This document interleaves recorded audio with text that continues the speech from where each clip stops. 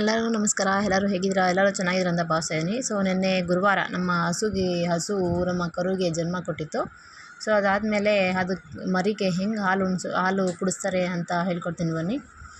ಆಮೇಲೆ ನಮ್ಮತ್ತೆ ಜಗ್ಗಲ್ಲಿ ನೀರು ತಗೊಂಡು ಬಂದು ಹಸುನ ಅದು ಪೊದುಗು ಅಂತಾರೆ. ಸೊ ಅದರ ಕನ್ನಡದಲ್ಲಿ ಏನಂತಾರೆ ಗೊತ್ತಿಲ್ಲ. ಸೊ ಅದನ್ನ ನೀರು ಜಗ್ಗಲ್ಲಿ ತೊಗೊಂಡು ಬಂದು ಕ್ಲೀನಾಗಿ ತೊಳಿತಾ ಇದ್ದಾರೆ. ಕ್ಲೀನಾಗಿ ತೊಳೆದು ಅದು ಸ್ವಲ್ಪ ಎಣ್ಣೆ ಹಚ್ಚಿ ಹಾಲು ಕರಿಯೋಕ್ಕೆ ಸ್ಟಾರ್ಟ್ ಮಾಡ್ತಾರೆ. ನೋಡಿ, ಈಗ ನೋಡಿ ಕ್ಲೀನಾಗಿ ತೊಳೆದು ಒಂದು ಸ್ವಲ್ಪ ನೀರು ಇಲ್ದಿರ ಅದೆಲ್ಲ ಕ್ಲೀನ್ ಮಾಡಿ ಆಮೇಲೆ ಹರಳೆಣ್ಣೆ ತೊಗೊಂಡು ಹಚ್ಚಿ ಹಾಲು ಹಿಂಡೋಕ್ಕೆ ಸ್ಟಾರ್ಟ್ ಮಾಡ್ತಾರೆ.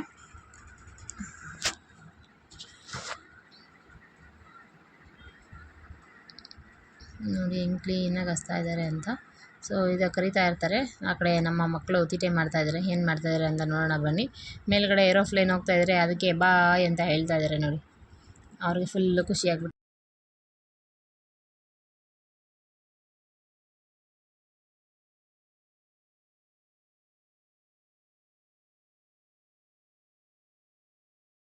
ಅವರು ಬಾಯ್ ಅಂತ ಅವ್ರ ಕೆಲಸ ನಡೀತಾರೆ. ಮತ್ತು ನಾನು ಈ ಕಡೆ ಸ್ವಲ್ಪ ನೋಡಿ, ಇದು ನಮ್ಮ ಶೆಡ್ಡು. ಇಲ್ಲಿ ಇವಾಗ ಇನ್ನು ಸ್ವಲ್ಪ ಹೊತ್ತಿಗೆ ಕುರಿಗಳು ಬರ್ತವೆ. ಮತ್ತು ಒಂದು ಜೋಕಾಲಿ ಕಟ್ಟಿದ್ದೀವಿ. ಈ ಮಕ್ಕಳಿದ್ರಲ್ಲ ತೀಟೆ ಮಾಡ್ತಾ ಇರ್ತಾರೆ. ಸೊ ಆವಾಗ ಈ ಜೋಕಾಲಿಯಲ್ಲಿ ಹಾಡ್ಕೊತಾ ಇರ್ತಾರೆ ಅವರು. ಮತ್ತು ಈ ಕಡೆ ನಮ್ಮ ಹಸು ನೋಡಿ, ಅಷ್ಟರಲ್ಲಿ ನಮ್ಮ ಮಾವ ಬಂದರು ಕುರಿಗಳನ್ನ ಇಟ್ಕೊಂಡು. ನಮ್ಮ ಭಾವ 3 ಕುರಿಗಳು ತಂದಿದ್ದರು. ಸೊ ಆ ಕುರಿಗಳಿಗೆ ಇವಾಗ ನಮ್ಮ ಮಾವ ಅದು ತೋಟದಲ್ಲಿ ತಗೊಂಡೋಗಿ ಹುಲ್ಲು ಮೇಯಿಸ್ಕೊಂಡು ಕರ್ಕೊಂಡು ಬಂದರು. ಇವಾಗ ಅದಕ್ಕೆ ನೀರಿಡ್ತಾರೆ. ಅಷ್ಟರಲ್ಲೇ ನೋಡಿ ನಮ್ಮ ಇನ್ನೂ ಅಕ್ಕಪಕ್ಕ ಇರೋ ಮಕ್ಕಳೆಲ್ಲ ಬಂದರು. ತೀಟೆ ಅಂದರೆ ತೀಟೆ ನೋಡಿ. ಈಗ ನಮ್ಮ ಮಾವ ಕುರಿಗಳಿಗೆಲ್ಲ ನೀರು ಇಡ್ತಾ ಇದ್ದಾರೆ. ಕುರಿಗಳು ನೀರು ಕುಡ್ದಾದ್ಮೇಲೆ ತೊಗೊಂಡೋಗಿ ಕಟ್ಟಾಕ್ತಾರೆ. ಹಸು ಯಾಕೆ ಗೊತ್ತಾ, ಅವರು ಹುಟ್ಟಿದ ತಕ್ಷಣ ಅವ್ರ ಅಮ್ಮ ಹತ್ರ ಹಾಲು ಕುಡಿಯೋಕ್ಕೆ ಬಿಡಲ್ಲ. ಅಂದರೆ ಅದು ಹಾಲು ಕುಡಿಬೇಕಾದ್ರೆ ಆ ಪೊದುಗು ಅನ್ನೋದು ಇರುತ್ತಲ್ವ, ಅದಕ್ಕೆ ಹೋಗ್ಬಿಟ್ಟು ಅದು ಹಾಯುತ್ತೆ. ಸೊ ಆವಾಗ ಆದಾಗ ಅದು ಪೊದುಗೆಲ್ಲ ಊದ್ಕೊಂಡ್ಬಿಡುತ್ತೆ. ಮತ್ತು ನೆಕ್ಸ್ಟ್ ದಿನ ಅದು ಹಾಲು ಕರಿಬೇಕಾದ್ರೆ ನೋವುತ್ತೆ. ಅದಕ್ಕೋಸ್ಕರ ಅದನ್ನು ಅವ್ರ ಅಮ್ಮನ ಹತ್ರ ಹಾಲು ಕುಡಿಯೋಕ್ಕೆ ಬಿಡ್ದಿರ ಅವರು ಸಪ್ರೇಟಾಗಿ ಜಗ್ಗಲ್ಲಿ ಹಿಂಡ್ಕೊಂಡು ಒಂದು ಬಕೆಟಲ್ಲಿ ಹಾಕಿ ಕುಡಿಸ್ತಾರೆ. ಫಸ್ಟ್ ದಿನ ಅದು ನಮ್ಮ ಅತ್ತೆಗೆ ಕಚ್ಬಿಟ್ಟಿತ್ತು ಕೈ. ಒಂದು ಬೆರಳಲ್ಲಿ ತೊಗೊಂಡು ಕುಡಿಸ್ತಾರೆ ಅದಕ್ಕೆ. ಆವಾಗ ನೋಡಿ, ಅಷ್ಟರಲ್ಲಿ ಇಲ್ಲಿ ನಮ್ಮ ನಾಟಿ ಕೋಳಿ ಬಂದು ನಿಂತ್ಕೊಂಡಿದೆ. ಹಸುಗಳಿಗೆಲ್ಲ ಏನೇನ್ರೋ ನೀವೆಲ್ಲ ಮಲ್ಕೊಂಡಿದ್ದೀರಾ ನೋಡಿ, ನಾನು ಎಷ್ಟು ಬಿಂದಾಸಾಗಿ ಓಡಾಡ್ತಾಯಿದ್ದೀನಿ ಅಂತೇಳ್ಬಿಟ್ಟು. ಇನ್ನೊಬ್ಬ ನೋಡಿ ನಮ್ಮ ತೀಟೆ, ಇವ್ನು ನನ್ನ ದೊಡ್ಡ ಮಗ. ನೋಡಿ ತೀಟೆ ಅಂದರೆ ತೀಟೆ ಇವನು. ಅಷ್ಟರಲ್ಲಿ ನಮ್ಮ ಅತ್ತೆದು ಹಾಲು ಕರೆದಾಯಿತು.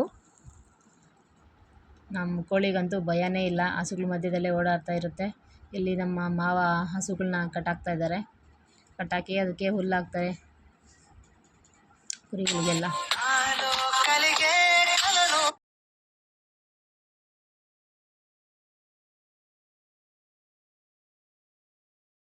ನೋಡಿ ಎಲ್ಲ ಕಟ್ಟಕ್ಕಾಯ್ತು ನಮ್ಮ ಮಾವಂದು. ಇವಾಗ ಅದಕ್ಕೆ ಹುಲ್ಲಾಕ್ಬಿಟ್ಟು ಹೊರಗಡೆ ಬರ್ತಾರೆ.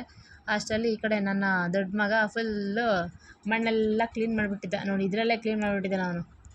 ಮಣ್ಣಲ್ಲಿ ಬಿಟ್ಟರೆ ಸಾಕು ಇವನಿಗೆ ಫುಲ್ ಖುಷಿ. ಇವನಿಗೆ ಇವತ್ತು ಅವ್ರ ಅಮ್ಮ ಬಿಟ್ಬಿಟ್ಟಿದ್ದಾರೆ ಕೆಳಗಡೆಗೆ. ಅದಕ್ಕೆ ಅವ್ನು ಫುಲ್ ಖುಷಿ ಆಗಿಬಿಟ್ಟಿದೆ. ಈಗಡೆ ನೋಡಿ ನಾಟಿ ಕೋಳಿ ಇಷ್ಟೊತ್ತು ಹಸುಗಳ ಮಧ್ಯದಲ್ಲಿತ್ತು. ಇವಾಗ ಕಾಂಪೌಂಡ್ ಮೇಲೆ ನಿಂತ್ಕೊಂಡು ಹಸುಗಳ್ಗೆ ಆವಾಜ್ ಆಗ್ತಾಯಿದೆಯೋ ಏನೋ, ನಿಮ್ಮನ್ನ ಕಟ್ಟಾಕಿದ್ದಾರೆ, ನನ್ನ ಫ್ರೀಯಾಗಿ ಬಿಟ್ಬಿಟ್ಟಿದ್ದಾರೆ ಅಂತ. ನೋಡಿ ಹಿಂಗೆ ಓಡಾಡ್ತೈತೆ. ಇವಾಗ ಅಲ್ಲಿಂದ ಅದು ಜಂಪ್ ಮಾಡುತ್ತೆ ನೋಡಿ ಕೆಳಗಡೆಗೆ. ಇವನು ನೋಡಿ ತೀಟೆ ಮಾಡ್ತಾನೇ ಇರ್ತಾನೆ ಇವನು ಇಡೀ ದಿನ. ಇವತ್ತು ಸ್ಕೂಲ್ ರಜೆ ಇತ್ತು, ಅದಕ್ಕೆ ತೀಟೆ ಮಾಡ್ತಾ ಇದ್ದಾನೆ ಇಲ್ಲಿ ಬಂದು.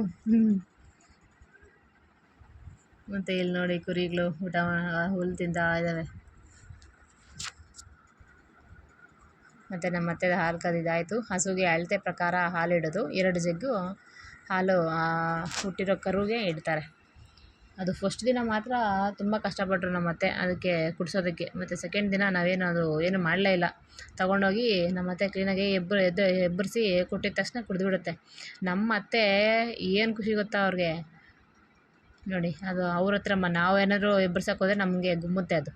ನೋಡಿ ಅವ್ರು ಎಬ್ಬರಿಸ್ತಾರೆ, ಎಷ್ಟು ಕ್ಲೀನಾಗಿ ಎಬ್ಬರಿಸ್ತಾರೆ. ಅದೆಲ್ಲ ರೂಢಿ ಇರಬೇಕಪ್ಪ, ಯಾರಂದ್ರೆ ಅವ್ರು ಮಾಡೋಕ್ಕಾಗಲ್ಲ. ನೋಡಿ ಈಗ ಬಂದು ಇಟ್ಕೊತಾರೆ. ನೋಡಿ ಅದು ಹಿಂಗೆ ಮೂತಿಟ್ಟು ಕುಡಿಯುತ್ತೆ. ನೋಡಿ ಎಷ್ಟು ಈಸಿ. ಇನ್ನು ನೆನ್ನೆ ಹುಟ್ಟಿದೆ ಮಾತ್ರ ಇದು. ನೋಡಿ ಆವಾಗಲೇ ಹಾಲು ಕುಡಿಯೋಕ್ಕೆ ಕಲ್ತ್ಕೊಂಡ್ಬಿಡ್ತಿದ್ದು. ಇನ್ನು ಸ್ವಲ್ಪ ದಿನಕ್ಕೆ ಹುಲ್ಲು ತಿನ್ನೋದು ಕಲ್ತ್ಕೊಳ್ಳುತ್ತೆ. ನೋಡಿದ್ರಲ್ಲ ಹೇಗಿತ್ತು ನಮ್ಮ ಹಸು ಕರು ಹಾಕಿದ್ದು ಅಂತ.